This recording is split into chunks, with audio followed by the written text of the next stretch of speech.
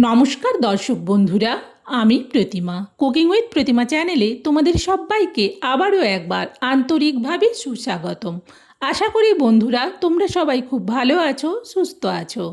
আমিও তোমাদের মতো ভালো বন্ধু পেয়ে খুব ভালো আছি।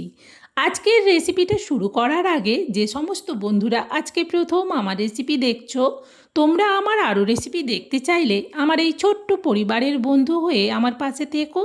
আমার জানা রেসিপিগুলো খুব সহজেই বাড়িতে বানিয়ে নিতে পারবে, আর রেসিপিগুলো বানানো যেমন সহজ, খেতে কিন্তু দুর্দান্ত স্বাদের আর খুবই স্বাস্থ্যকর। চলো আজকের তাহলে দুর্দান্ত রেসিপিটা এবার দেখা যাক।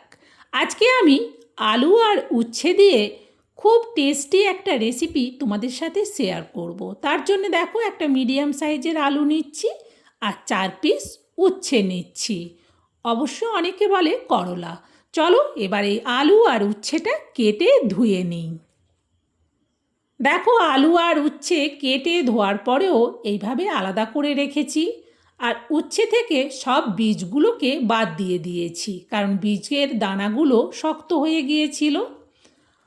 উচ্ছেটা লম্বা লম্বা কেটেছি, সেই সাথে আলুটাকেও লম্বা করে কেটে নিয়েছি। চলো এবার রান্নাটা শুরু করি।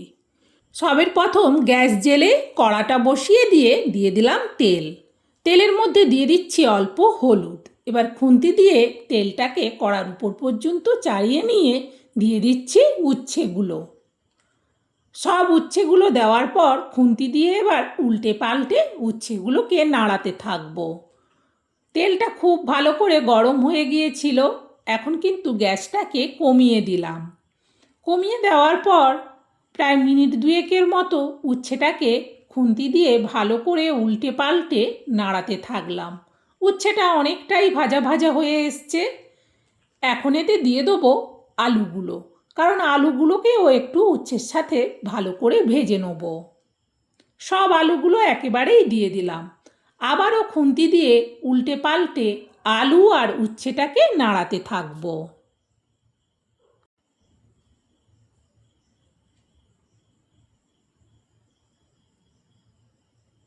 আলু আর উচ্ছেটাকে ভাজতে ভাজতে এখন এতে দিয়ে দেবো পরিমাণ মতো লবণ, আর দেবো অল্প একটুখানি চিনি। লবণ চিনি দেওয়ার পর আবারও খুন্তি দিয়ে আলু আর উচ্ছেটাকে নাড়াতে থাকবো।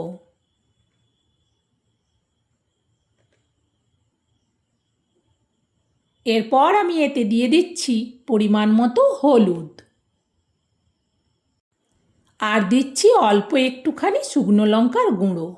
আবারও খুন্তি দিয়ে হলুদ আর লঙ্কার গুঁড়োটাকে আলু আর উচ্ছের সাথে মিশিয়ে নাড়াতে থাকবো।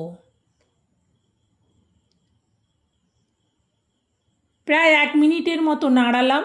গ্যাসটাকে এবার সিম করে দিয়ে আমি এখানে নিচ্ছি 4 মগজ। যেহেতু আলু উচ্ছে কম, সেই জন্যে 1 চামচ 4 মগজ নিচ্ছি। এটাকে শিলে বেটে নেব। দেখো 4 মগজটা বেটে কড়াইতে দিয়ে দিলাম। ভালো করে চামচটা পরিষ্কার করে পুরো 4 মগজটা দেওয়ার পর খুন্তি দিয়ে আবারও আলু উচ্ছার সাথে মিশিয়ে 4 মগজটাকেও ভেজে নেব। এখন আমি এতে দিয়ে দেবো টমেটো পেস্ট। এখানে আমি একটা বড় টমেটোর হাফ পেস্ট দিচ্ছি। আবারও খুন্তি দিয়ে আলু আর উচ্ছের সাথে টমেটো পেস্টটাকে মিশিয়ে নেব। গ্যাসটাকে এবারে একেবারেই লোতে করে দেবো। লোতে করে দিয়ে এটাকে ঢেকে দেবো। ঢেকে রেখে দিয়ে এতে দেওয়ার জন্যে চলো এবার স্পেশাল জিনিসটা রেডি করে নিই। দেখো হাফ নারকেলের মালা নিচ্ছি। এই হাফ নারকেলের মালা হলেই হয়ে যাবে। উচ্ছে আর আলুর পরিমাণ অনুযায়ী হাফ হলেই যথেষ্ট। এবার এটাকে ভেঙে ছোট করে নেব। দেখো পুরো নারকেলটা ভেঙে ছোট ছোট টুকরো করে নিয়েছি, ধুয়েও নিয়েছি। এখন এটা মিক্সার জারের মধ্যে নিয়ে নিচ্ছি। অল্প একটু জল দিচ্ছি। এবার এটাকে খুব ভালো করে পেস্ট করে নেব। দেখো সুন্দরভাবে নারকেলটাকে পেস্ট করে নিয়েছি। এখন এতে আরও হাফ বাটি জল দিচ্ছি। আগে জল দিয়েছিলাম, তারপর নারকেলের একটা দুধ বেরোবে, তার সাথে আরও হাফ বাটি জল দিলাম। এবার এটাকে ছেঁকে নেব। আমি এরকম একটা বড় চালুনি নিচ্ছি, তার মধ্যে পুরোটা ঢেলে দিয়ে ছেঁকে নেব। পুরোটা ঢালার পর চামচ দিয়ে এইভাবে একটু চাপ দিলেই কিন্তু সুন্দরভাবে এটা ছাঁকা হয়ে যাবে। দেখো পুরোটা ছাঁকা হয়ে গেছে। এই বড় জায়গাতে বলে অনেকটা মনে হচ্ছে, কিন্তু এটা যখন আমি ছোট বাটিতে ঢেলে নেব তখন এটা কিন্তু এক বাটিই হবে। পুরো এক বাটি হয়েছে, এই জলটা পুরোটাই লেগে যাবে। ওইদিকে কড়াটা অনেকক্ষণ ঢেকে রেখেছি। আগে কড়াইয়ের ঢাকনাটা খুলে একটু খুন্তি দিয়ে আলু আর উচ্ছেটাকে একটু ভালো করে উল্টে পাল্টে নেড়ে দিলাম। এখন এতে দিয়ে দেবো নারকেলের দুধ। পুরোটা দেওয়ার পর খুন্তি দিয়ে ভালো করে একটু নাড়িয়ে নিলাম আলু আর উচ্ছেটাকে। এবার এটা ঢেকে দেবো। ঢেকে গ্যাসটাকে বাড়িয়ে দেবো, তাহলে তাড়াতাড়ি ফুটে উঠবে। ফুটে ওঠার আওয়াজ হতেই আমি কড়ার থেকে ঢাকনাটা খুলছি। দেখো সুন্দরভাবে তরকারিটা ফুটে গেছে।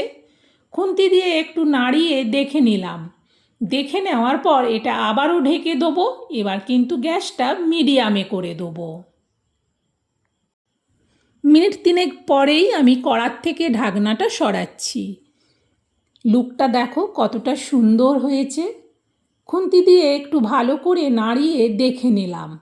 আর বেশি ঝোলটা মারবো না, কারণ এটা যখন নাবিয়ে রাখবো তখন কিন্তু ঝোলটা আরও একটু শুকিয়ে যাবে। একটু আলুগুলোকে আমি খুন্তি দিয়ে কেটে নিলাম। রেসিপিটা পুরো রেডি। এবার কিন্তু এটা নাবিয়ে নেব।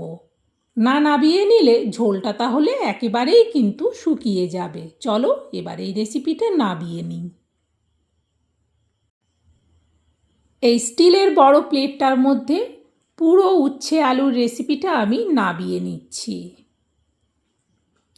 সত্যি বলছি, গরমে এই রেসিপিটা দিয়েই পুরো ভাত খাওয়া হয়ে যাবে। উচ্ছে আলু এইভাবে নারকেলের দুধ দিয়ে রান্না করলে যে এত টেস্টি হয়, কিছু কিছু স্বাদ আছে বলে বোঝানো যায় না। না বানিয়ে খেলে বিশ্বাসই হবে না।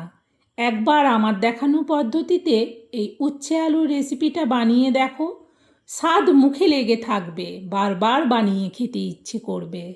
বন্ধুরা, আমার এই রেসিপিটা তোমাদের কেমন লাগলো সেটা কমেন্টে জানিও। ভালো লাগলে একটা লাইক দিও আর রেসিপিটা শেয়ার করে দিও, যাতে এই গরমে উচ্ছের দুর্দান্ত স্বাদের রেসিপিটা সবাই বাড়িতে বানিয়ে খেতে পারে।